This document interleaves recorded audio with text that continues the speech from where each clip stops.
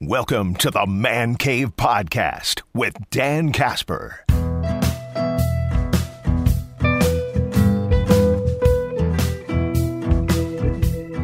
What's up, everybody? Welcome to this episode of the Man Cave Podcast, brought to you by our good friends from Hy-Vee and Toyson Ford.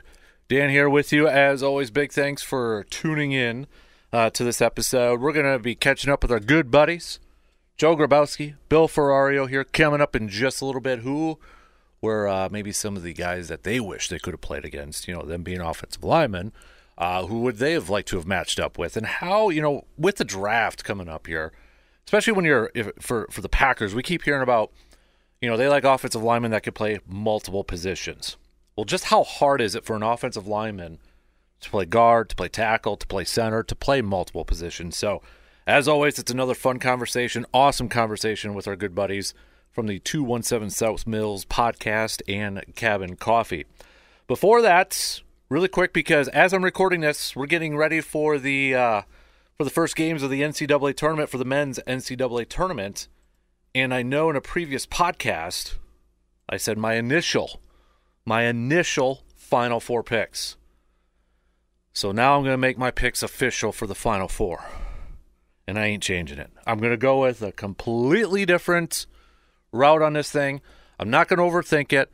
The first one I did, I'm just going to leave it in the past. I've filled out a bracket, took a break, would come back to it, work on it a couple days, here and there and such, but I'm going to change up the strategy a little bit, and I'm going to stick with it. So my Final Four, I'm going to go UConn, I'm going to go Arizona, I'm going to go Kentucky, and I am going to go Purdue. UConn over Purdue in the national championship. As always, though, for every single year, not confident in it whatsoever. I think UConn is in a really tough bracket, really tough region, with Iowa State as a 2 in there. Illinois, I think, is a really good sneaky 3. Auburn at 4 is really good. I think the spiciest region is Houston, where Houston's 1, Marquette's 2, Kentucky's 3, Duke's 4, Wisconsin's 5. Those 5 teams at one point or another in the regular season were all in the top 10 at some point. So if all 5 of those teams play really at their peak, play at their best, I could see any one of those 5 coming out of there. I do have Wisconsin losing to Duke, though, in the second round. So, and then Purdue, I think, and I know this is always kind of dangerous, but I think Purdue has maybe the best path to get to the Final Four. Kansas losing their top scorer, I think, helps Purdue to come out of there. And then North Carolina, Arizona was a really good team at the beginning of the year, went through some down stretches, but I think I like Arizona in that one, and I think North Carolina is going to be the first 1 seed to lose in the tournament. So that's just my thoughts. That's my picks. But so my Final Four again, I'm going to go UConn, Arizona, going to go Kentucky as a 3, and I'm not confident in that region at all. I'm not confident with a Kentucky pick. And then I do think Purdue finally gets to a Final Four. UConn, though, defeats Purdue. Wisconsin wins 1 game, and they lose to Duke in the second round there. I've got Marquette winning a couple games in my bracket, though, too. And I think North Carolina is going to be the first 1 seed to lose to lose in the tournament. So that's my bracket. It will be probably completely busted after the weekend, but whose isn't at that point, right? You know what I mean? So, all right, with that being said, let's just jump right into it. Let's catch up with our good buddies, Bill Ferrario, Joe Grabowski, former Badgers, former Packer as well with Bill and such. Always a good time catching up with those 2 guys. Last week we did a little golfing. I gotta say, kind of impressed with some of your swings over there for as much as you guys were talking, especially you, Joe. I mean, you were kind of downplaying it. Dude, you can tattoo one. I've golfed like 6 times in my whole life. And other than that, I paid for it too. That's how old I am. I'm still walking funny. My back is jacked up. So I'll say I was also impressed with Joe. So I golf a couple times a year at charity events. I don't claim to be a golfer. I don't even really enjoy golf. But I say out of 18 holes, I'll have one shot where everybody's like, holy cow, that was a phenomenal shot.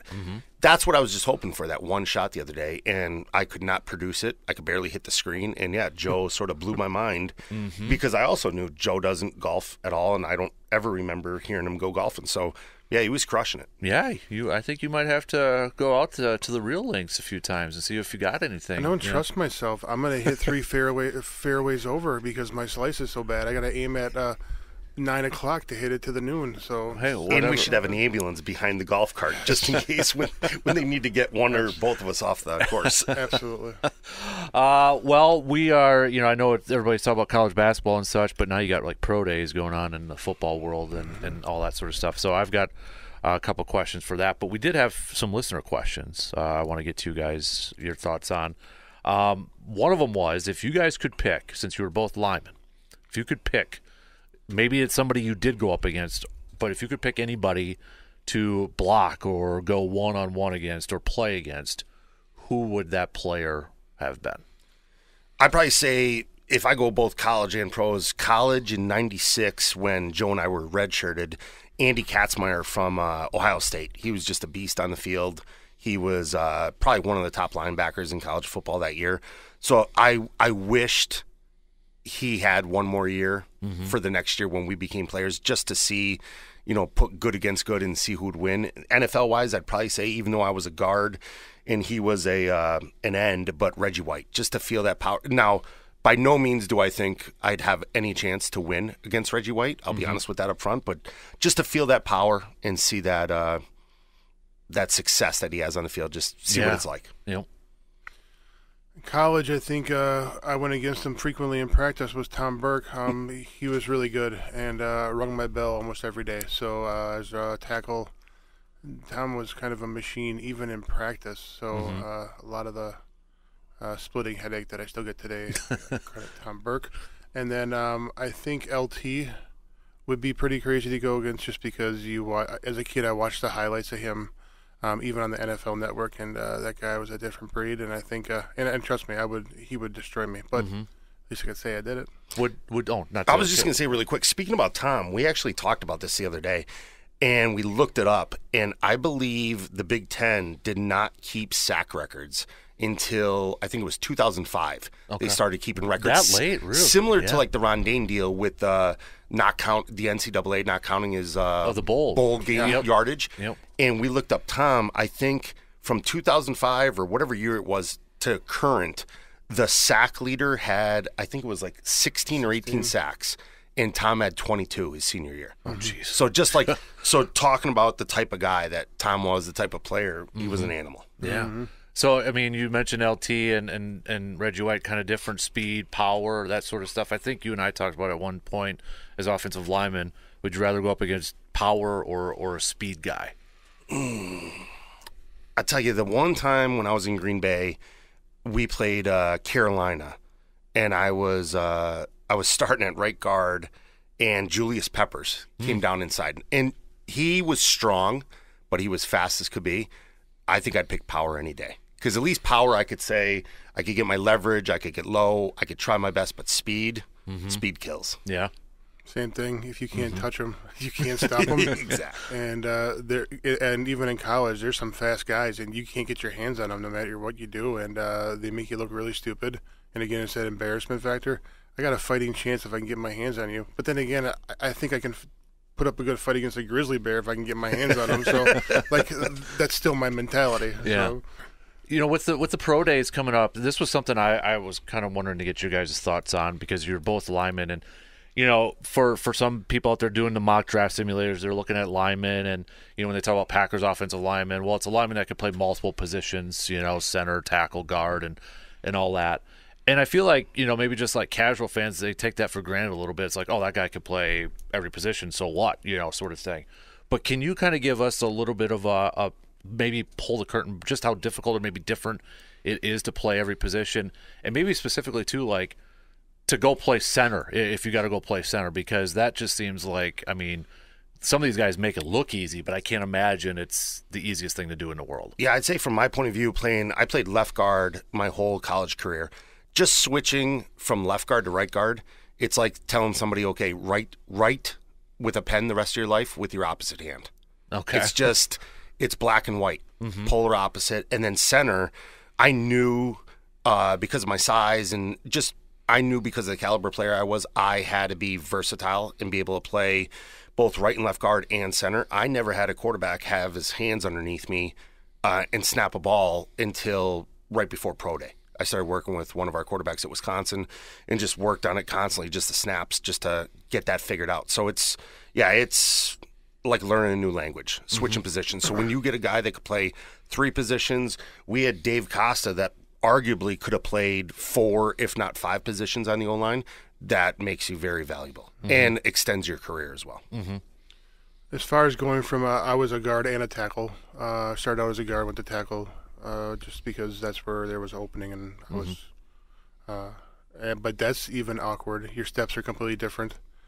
And then if you go from one side to the X, it's hard to go from right tackle to left tackle. It is like a baby deer trying to walk for the first time. Yes. It's ridiculous, just how, because you get into that rhythm and you know your steps, and for a tackle you know your kick slides, and and now reverse it, and it's not fluid. It's kind of like trying to swing a baseball bat, and be an ambidextrous hitter. Yeah, I almost said amphibious hitter. That'd be hitting in the water. But even like guard to tackle, so I never played tackle beyond high school, and where I admit tackle's a much harder position, when you're playing guard or center, you always have somebody to run the guy into. When you're at tackle, you're on an island. Like it's you're the defender in the sideline. Yeah. So there's a lot of space for that guy to try and get around you. And he can go inside or outside or bull rush you, so he can do a spin move. He has 3 options. Let alone Around stunts with the guard. Yeah. Around you, under you, through you, and then throw stunts in there. And so tackle was hard to get used to, but, again, it's what you want to do. So Right. In your free time, you're practicing your kick slide in your bedroom at night, I'm probably going to bring this up when we do our podcast again in April from Cabin Coffee, and we kind of do some draft stuff. But with these pro days coming up, and you got hand measurements and all this stuff, the big one, it seems like, when it comes to offensive lineman, is arm length. Is that a big factor, do you think, or do you think that gets overrated at some points? I think as far as tackle goes, arm length is super important. If a guy can't get inside of you and you can extend all the way out, you're at a huge advantage. If you got short little arms, Joe's looking at me right now. Squatty little body, guys are able to get into you more. So like having the long arms, and I have long arms, but they're not long enough to be tackled. Like some of these, your hands should almost drag on the ground when you walk. Like those are the kind of guys you want, because you can get so much separation. And I attest to what Joe's saying. I learned right away in 1997 we were playing Georgia in the Outback Bowl, and I went up against not every play, but occasionally Richard Seymour. Went on to play in the NFL for quite a long time. I think NFL Hall of Famer now. He got his hands inside me on just a random pass play, and I couldn't even touch his body. His arms were that much longer than mine. And I just made a decision, which sort of worked for me. I would never coach up a young kid to do this, but I started headbutting, bringing guys into me, headbutting them, and then extending out, so I could always get my hands on them first. But yeah, whoever's got longer arms is going to win every single time. How often does that happen during a game for you guys, where you have to maybe adjust on the fly for certain situations like that? Depending on how your guy is, you can watch film all day long. Right. But until you rub a nose with a guy, and until you're one-on-one and feel his strength and feel what he has going on, like, you're adjusting on the fly often, and sometimes play by play, depending on what he's bringing. Now, after a quarter of the game, he's used all his tricks. You kind of have him figured out. Okay, when he goes right, he's strong this way, or when he goes left, you have like his tendencies down, but you're always it's adjusting on the fly. It really is, and it's communication with him. Like, hey, I'm getting my butt kicked. Like, go low. And like Joe said earlier, like every play, your guy's going inside, outside, bull rushing you. They're doing a tackle end stunt or an end tackle stunt or end linebacker stunt, so you're just always adjusting every single play. Is it fair to say, and you guys might be a little biased because you're offensive linemen, but is it fair to say, obviously you got to know every play in the offense playbook, but you almost have to understand the defensive tendencies a little bit more maybe than a lot of other positions, because you talk about stunting and the communications and all that, where you almost have to know two different types of playbooks? Yeah.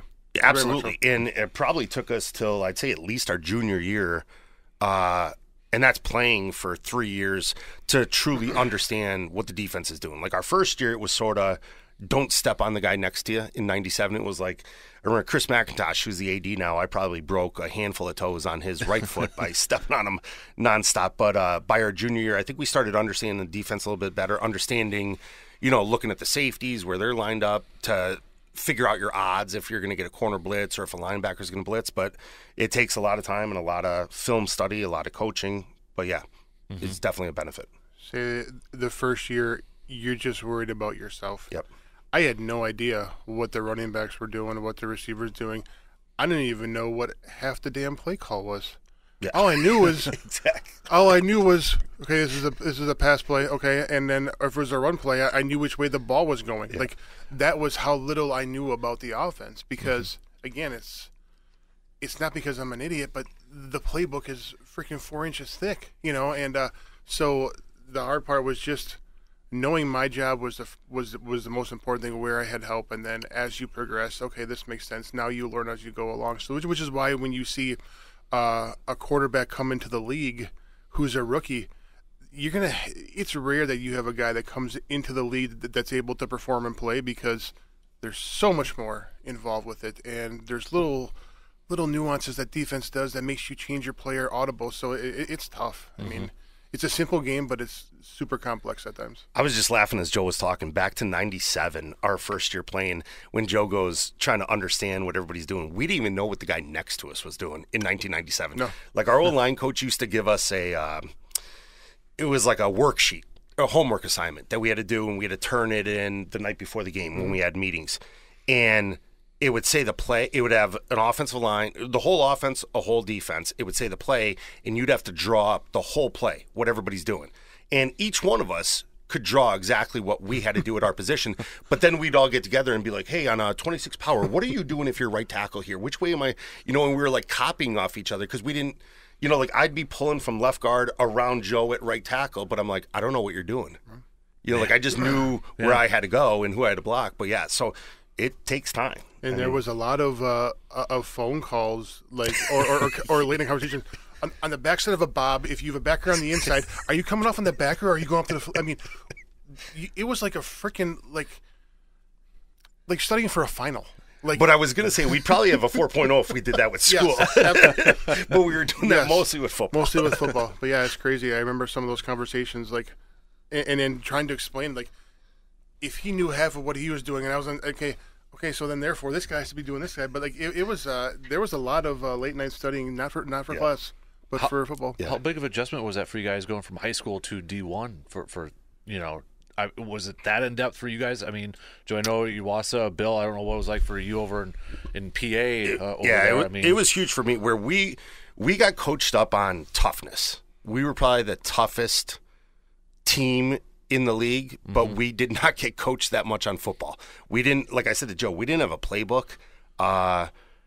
When I went to play in our All-Star game and they started like saying these plays, I was just dumbfounded. I played defense in the game, and I'm like, wait, we have defensive plays? Like, I just thought we attacked the ball. So going to college, it's like Joe said about the size of the playbook, it's 4 inches thick, and you got to learn it. Man, like the Bible. Like, I mean, it's challenging. So we actually had offensive plays, Bill. So we didn't draw them up on the. You also went to the dirt. playoffs and state championships too. So maybe the playbook helped you. Maybe, but see, it was completely different, because they only ran two kind of defenses in high school. It was a 40, it was a 40 or a 50. So either I was a guard, I was uncovered, or I was covered. So if I'm uncovered, I have a linebacker. If I'm covered, I have a down lineman. Like, that's my job. So it was very simple. And I think technique-wise was ridiculous, too, because in high school, it was put all your weight on your hand on a run play. As soon as your hand moves, your foot moves, and you just roll people over. Now in college, your first step is back. It's a drop step. and that was ridiculously hard. I'm going to give up a ground in order to gain ground, and then but the problem is the speed of the game is so fast compared from high school to college. You need that drop step in order for you to get on your angle and to react to what the down lineman's doing. Mm-hmm. So yeah, it was quite a learning curve from going always forward to we're going backwards. So Yeah. it took a little bit. How big of I think we kind of touched on this in the past, Joe, but going from high school to the college, pros wise, we see some of their pictures when they're in high school and when they get to college, and especially linemen. When a lot of us are seeing these recruiters, I'm like, that kid you're telling me is a 5-star offensive lineman. He looks like he's just skinny compared to everybody else. Yeah. Just how grinding is that weight program when you go from high school to the college to a D1 school like Wisconsin? Well, the one thing we had going for us is I'm a DC Everest grad, and we had our weight room, it was mandatory for us to be there. So I had a good base, I had a good foundation. So we worked out all the time. I threw shot and disc too. So the defensive line coach was my shot put and disc coach. So I was able to I was constantly in the weight room. It was constantly being worked. So that for us, it was an easy transition. Now the intensity, the length of the workouts, and we did all the major muscle groups in high school. In college, you really kind of fine-tuned it, and it was kind of I don't know, how would you say it? It was more torturous. How's that? Yeah, torturous, intense, absolutely. There was more torture, more pain. There was a lot more tears that happened. A lot of silent weeping in college. And I'll attest to Joe's high school program. So I worked out a lot in high school, but we did not have a good weightlifting program. And I get to Madison, and I never did a hang clean in my life. And I remember the day we're doing hang cleans, our strength coach, I think, started me with, it was like the bar, then I went up to 90 pounds, and I looked to my right, and Joe's hang cleaning 315.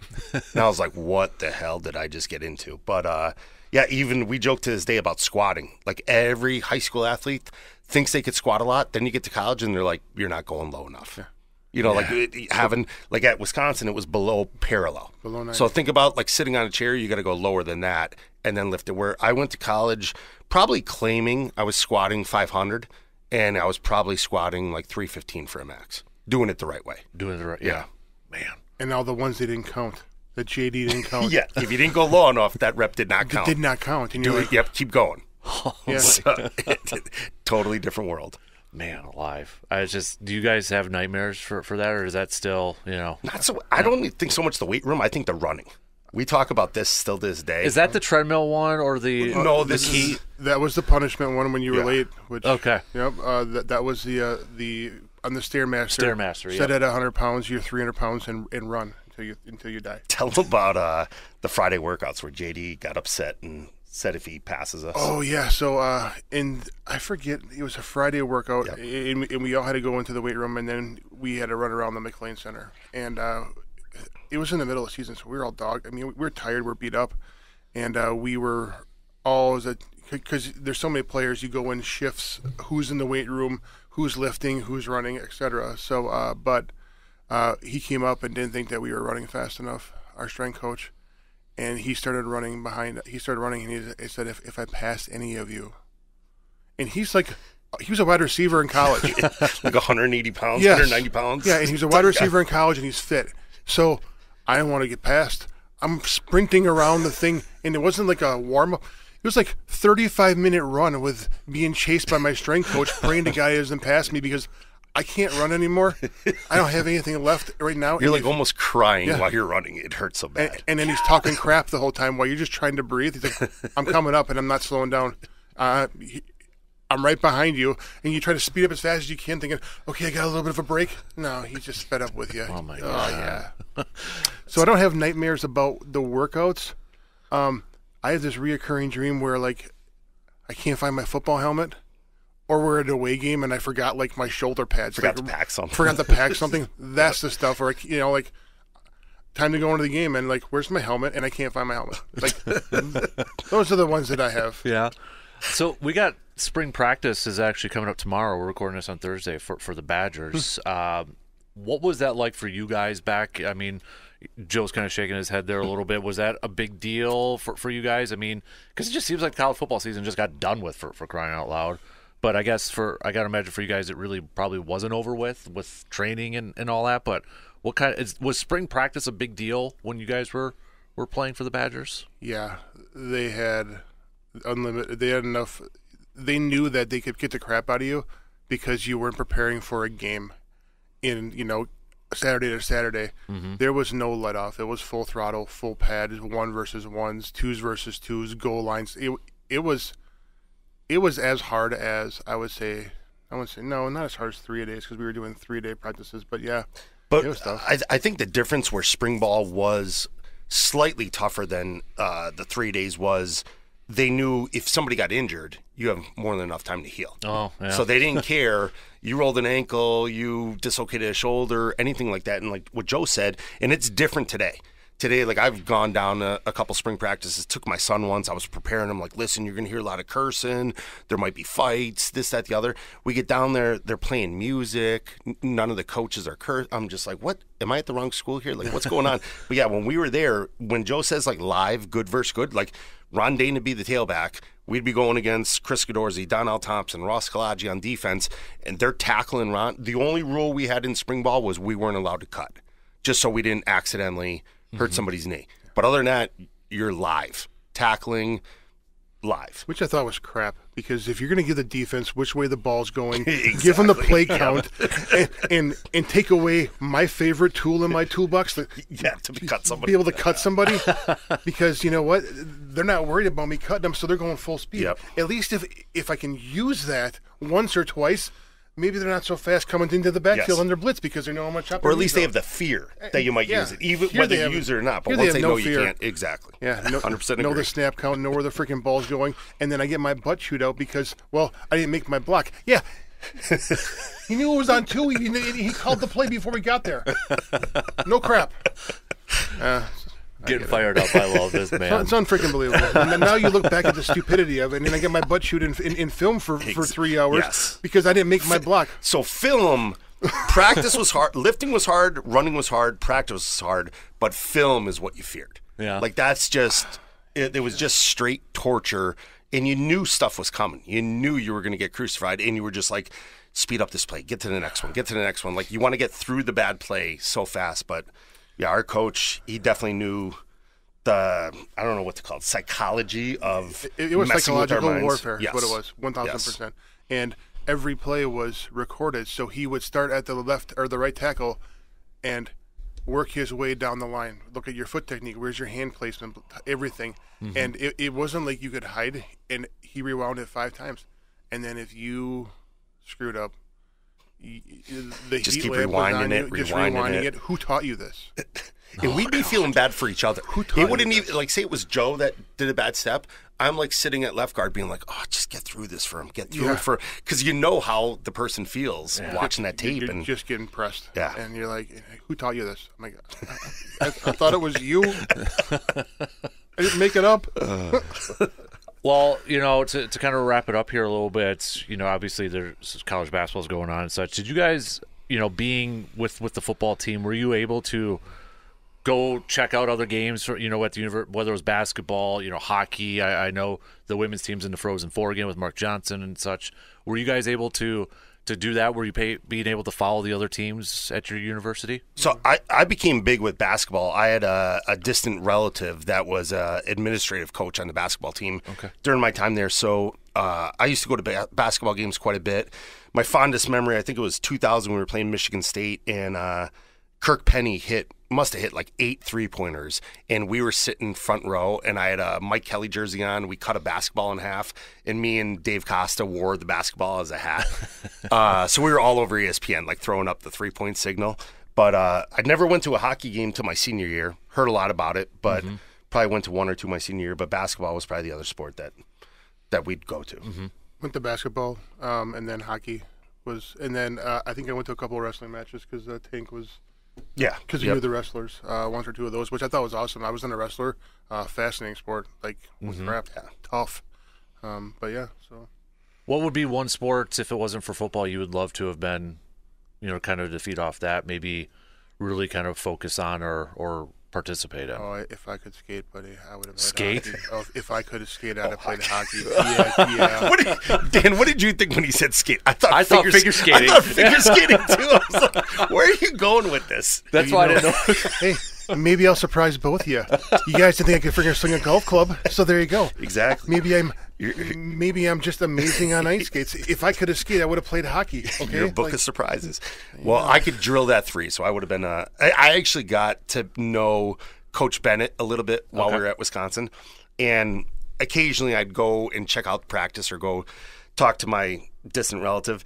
And I was at a practice, and when they ended, I picked up a ball and I shot a 3-pointer and I made it. And I looked at him. And at this time, I think it was the year before, Chris Chambers, our wide receiver, was playing on the basketball team at Wisconsin. He played both sports just his freshman year. And I said, hey, Coach, if you ever want me to come out, he looks at me and goes, if we ever bring you out here, you're going to do the same thing Coach Alvarez has you do, block. You're just going to be blocked. And I'm like, I just drilled a 3 on a college basketball court. But, no, it was a good time. Do you find it hard to see the hoop with that thing you call a nose on your face? Because that must cover up like half the I knew something was coming up because he just like leaned back and was staring at you the whole time. I'm looking at it like, He leans back and stares at me a lot. No, he admires me. No, it's not hard. It was hard breaking it. Like I thought it was going to get a little smaller, but it didn't. It sort of grew, I think, when I. Yeah, that didn't happen. I want to do a video series where I try like different sports and that. We're gonna get you on skates and put you in that video series and try it out. You better have an ambulance there, because if I go down, I'm staying down. Hey, I'll be running behind with like a stretcher just in case. Or when your kids learn how to ice skate, you put the folding chair down there. I can do the folding chair technique for a while. I think the Skateway here, whatever it is, the rolling rink in Eau Claire still has one of those. So maybe we start I with would do that. I want to see Joe. What's that? I want to see Joe speed skate. We'll do that before ice. I can promise you it's going to be very slow. Swinging your left Very arm slow. as you're making the corner. Yeah, and I'd be like, is he having a stroke? No, I think that's his technique that he settled on today. Oh man! Well, before I let you guys go, Brambleberry, still flavor of the month coming up. Coming up here Yep. in April, because we're still in March, right? Yep. Yeah, the Brambleberry. So features our white coffee. Got that more caffeine. If you don't like the taste of coffee but love caffeine, this is the way to go. It's 100% coffee. It's trademarked by us. Nobody carries it. More caffeine. Got an interesting, almost a nutty, smooth flavor. And you mix it with our 3 berry mixes. Mm-hmm. Perfect. And I know too, because I saw it on your Facebook page. But if anybody wants the loyalty program, Yep. So I appreciate you bringing that up, because I forgot about it. Not that I forgot about it but I talk sports and I forget about the freaking coffee shop. So So there's been a issue with our point of sale. So if you have a club card membership with us but don't have your physical card, stop by. We will give you a physical card. You're good to go. If you have money on your card, we want to make sure that we can maintain that. The problem is our point of sale is no longer going to support our program. They just notified of this 2 weeks ago, and it was solidified yesterday. So I'm trying to scramble. I want our customers to still have their loyalty program. You get the cabin coffee. If you don't have your physical card, we'll give you one, and then you're good to go. So, Joe, do I have to get a physical card, or could I just keep using... I don't know. You've been mooching off me for so long now. I don't think you have to worry about a physical card. But, yes, it would be good at some point in time in your life to actually the coffee and the physical food. card. The coffee and the food is just so good. I can't stay away. Yeah, well, I know. Believe me, I think you're the reason why I'm a little low this month. I'm down. I'm down a percentage point or two. oh, dudes, 217 South Mills got new episodes up, and make sure you're following along on Facebook, Instagram, TikTok, X/Twitter, YouTube, all across the board, and on your them favorite all. podcasting platform. Oh, and we got we got a web We got a page. website. We got a website. We got a website, Yeah. 217southmills.com. It's got links to all the episodes on there. It's got the link to the merch shop on there. So anything new and... Are you guys ever going to do an episode from the house one of these days? Well, I think we need to air. We talked about this before. I think we need to air like a blooper reel. And the one time before, so Dan has helped us out tremendously with this podcast. And early on, we didn't know how to match, because of the software we were using, didn't know how to match the audio and visual. And Joe goes to me, and I don't know if it was Dan that said it to Joe or not, but Joe's like, well, why don't we clap? And that's when it'll tell. So we're both sitting in Joe's house with the camera on the fireplace mantle. We're clapping. Then I go, on 3, I'm going to raise my hand. I go, 1, 2, 3. I put my hand up. I don't realize Joe's sitting on the other couch with his hand raised in the air. It's just like looking at it now, it's like, what the heck? Like where we came from to, then doing a candlelight episode, horrible audio, and then finally getting somewhat normal. Getting it figured out. And again, it's been a fun journey, frustrating at times because all of a sudden we would learn a platform and realize we can't use this one for this reason, and then had to restart learning over a whole new platform to put the stuff out. So it's been fun. It's been entertaining. It's been enjoyable, frustrating, but fun. Yeah, we definitely have to do an episode on how to start a podcast from start to finish, because that was one thing we could not find when we were doing it. We found all the individual one, like how to use a mixer, what microphones use, but just here's everything. And I know that's something you and I have talked about. Yes. You know, it's like there's not just that one how-to damn video from start to finish. Yeah. You know, we know everybody else is smarter than us, but, you could just make one go-to thing. Yes. It'd be so much easier. So, I'm checking out your website right now. Merch shop, support, all that good stuff. So, we just got it up, so we're going to be tweaking it and working on it little by little, but it's up live, ready to go. If you have any input on it, talk to Bill. Send well, Bill didn't build it, that's for sure. Are you kidding me? I was worried about complaints. Complaints. Just send the complaints to 217 South Mills, and that will be Bill responding. Just so you know, I don't want to be lumped into that. Okay. I'm just the pretty face of the group. Okay, I'm just the talent. Bill's the IT guy. I love it. Guys, appreciate it as always, man. I love chatting with you, dude. So awesome. Thanks for having us. You got it, bud. Take care. All right, that is going to do it for us on this episode of the Man Cave Podcast. As always, if you got a few seconds and if you haven't done so, if you could give us a 5-star rating and a positive review, like on Apple, so others can find the podcast, would appreciate that. And for all of you who have done that, big thank you. Be a friend, tell a friend about the podcast. Till next time, I'm Dan Casper, and I will talk to you on the next episode of the Man Cave Podcast.